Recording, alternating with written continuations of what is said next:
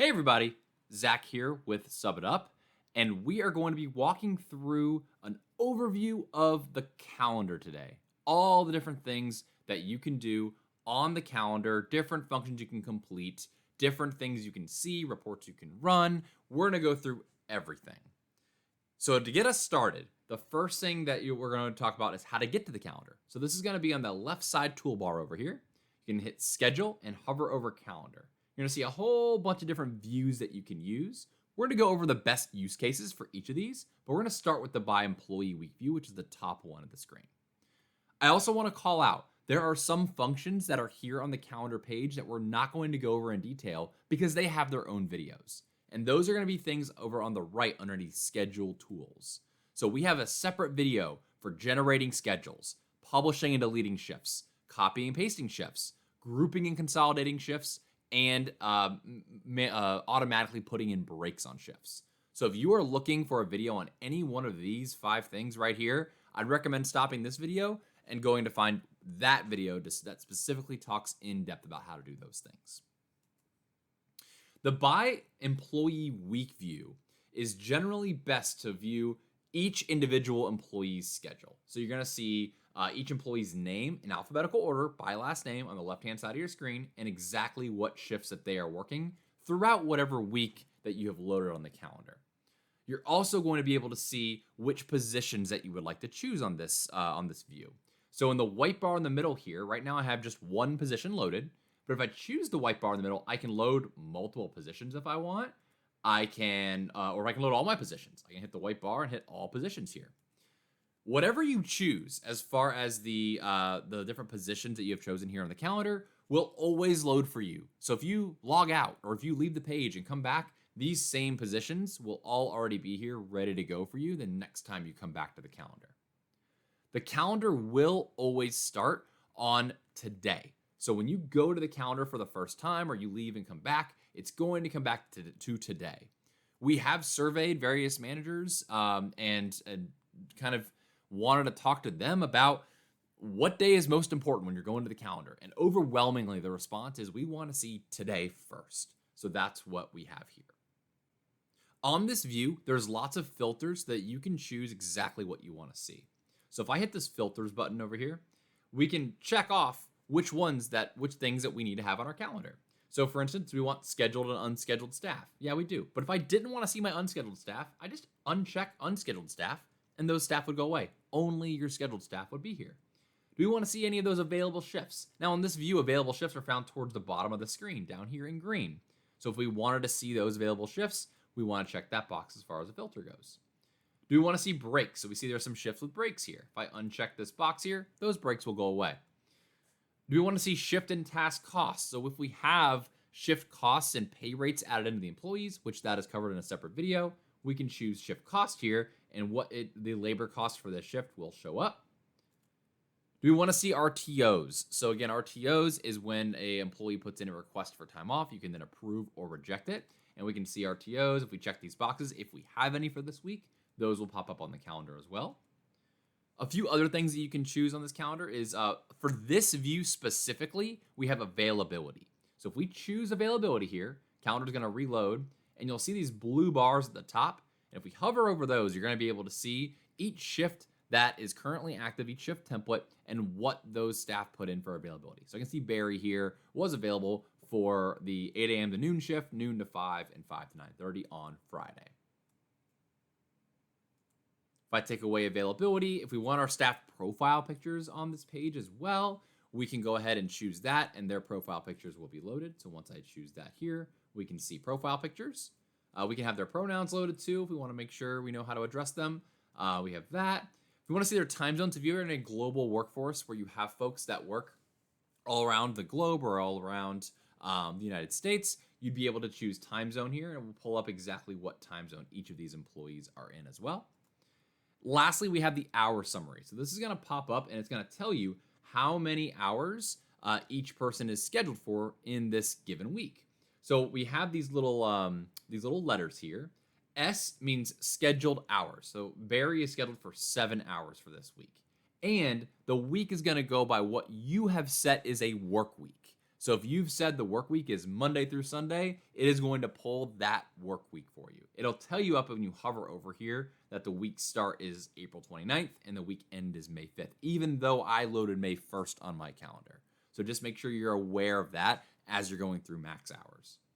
So S is scheduled amount of hours they have. M is their max hours for this position. And G is their global max. How many hours can they work across all of their positions? Once we've selected our filters and the things that we want to see on the calendar, we can now come in here and we can edit any shifts if we need to. So how to edit a shift is we can go over and hover over one of these shifts, hit the pencil button, and over on the right-hand side, you're going to be able to see all the employees who said they were available first for this shift. You'll also be able to see if I give this employee this shift, how many hours per day would they have and how many hours per week would they have. It'll give you the shift cost. And if I want to make this change, I can just click on their name, hit save, and that just switched up who got that shift. Now, if I also need to make shift edits, I again hover over the shift, hit the pencil button, and I can change a time. Let's say it's not 5 o'clock anymore. It needs to end at 4. We can change this time here. I can even hit notify employee. If I check this box and hit save, that employee will be notified by either push notification or email, whatever they have chosen, that their shift has been changed. So I'll go ahead and hit the save button there. Additionally, things you can do on shifts, you can come here and you can delete shifts. So if you no longer need this shift, we can just hit the little trash can and it's going to delete the shift. We can notify the employee if we want to as well. We can also, if you hover over, we can hit this minus button is to post it as an available shift. So what this will do is if I hit the minus button, it'll take the shift away from Jeremy and it will go ahead and make it an available shift for anybody else to pick up. There it is down here. This checkbox is to publish and unpublish our shifts. Right now, all of my shifts are published, but if I hit this box, this would unpublish this shift. You see it change from the solid bar to having the lines through it. I can always check the box to go ahead and publish it again. The two papers is to duplicate this shift. Let's say I need 2 more of these same exact dates and times. I can go ahead and hit the duplicate button, choose I need 2, and if I'm good with automatically publishing these shifts, I can do that as well. So I hit duplicate, and once I do that, these shifts down below here have been created as available shifts. If you need to create a new shift, a couple ways you can do that. If you're on this view, you can actually go underneath the day you want to create for a specific person, and we can hit add shift. And this will allow us to choose the position that we want to create the shift for. It'll allow us to choose one of our shift templates, which is the easiest way to create a shift. And then we can go ahead and publish this and notify if we want right then and there. And once we hit save, this shift has been created. If you want to create a more general shift, there's also on the top right a create shift button up here. And this will allow us to choose our date, choose our time, our shift template, and kind of follow the same process. So many different ways to create a shift.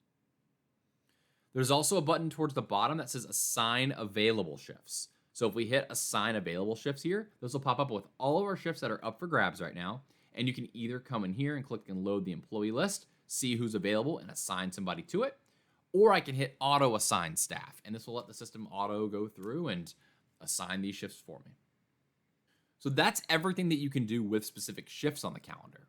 Next, we're going to go through the different calendar views and look at what are some of the use cases of why you'd want to use that particular view. After by employee week, we're going to now go to this calendar view checkbox here, and we're going to go to by employee day. By employee day will be just today. It's going to load one day at a time, and it's going to load your staff all the way down the list here. And all the way down the list, you're going to be able to see who's working what alphabetically by employee. And it's going to look more like almost like a bar graph that shows you what your coverage is. There are some additional filters in this view. You have hourly count, which is going to tell you the amount of people that you have on during a given hour. This unscheduled staff button is going to be super helpful on this page too, to uncheck that and only show who's scheduled. But for the most part, all the other filters are the same. We also have by time position week view. So this is going to list all of our staff in chronological order for the entire week.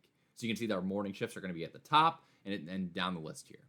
So again, the filters are all pretty much exactly the same here. And you can choose whatever you want to see on the calendar. The next calendar view is by time position day. This is also going to be chronological and just show you who's working in a given day right down the list here. And again, the same hourly count option is available here for this shift. Next up, we have the break view, which if you do schedule staff that have breaks, you'd actually be able to come to this calendar, see when their breaks are. They'd be highlighted here, and you can then drag them to whichever break time that you want them to have. The next view is going to be the month view. So if we load the month view, this is going to pull up the entire schedule for the entire month.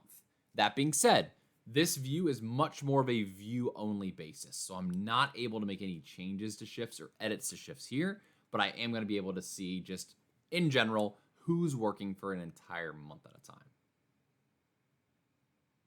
Lastly, we have the note view.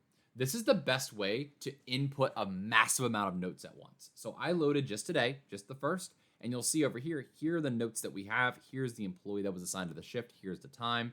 And I can go down this list and hit the little pencil button here, or a little edit pencil here, and type in whatever I needed to, right? Clean the lockers and hit save. Then we can go to the next person down and continue on our way, making any putting in notes for the day that we need to. Going back now to the employee week view, the last thing we haven't talked about is on all of these calendar views, you can utilize this search feature on the left-hand side. You may want to use a search to pull up a specific location that's all within one position. So you see I have north and south positions here. If I search just north, only my north positions or locations would come up, and I could run and see who's working what at this location. So you can utilize this for that. If you're on a different view, like maybe you are on the by time position week view, and on this view, you just want to see when one of your employees is working. You could do that too. I could just type in last names, and it would only pull up what Zach is working for the given week. That is a general overview of the calendar page. If you have any questions at all, we do have more in-depth videos on all of these scheduled tools, on how to generate schedules. We have specific support articles on editing shifts, creating shifts, and a lot of the things that you guys saw here today.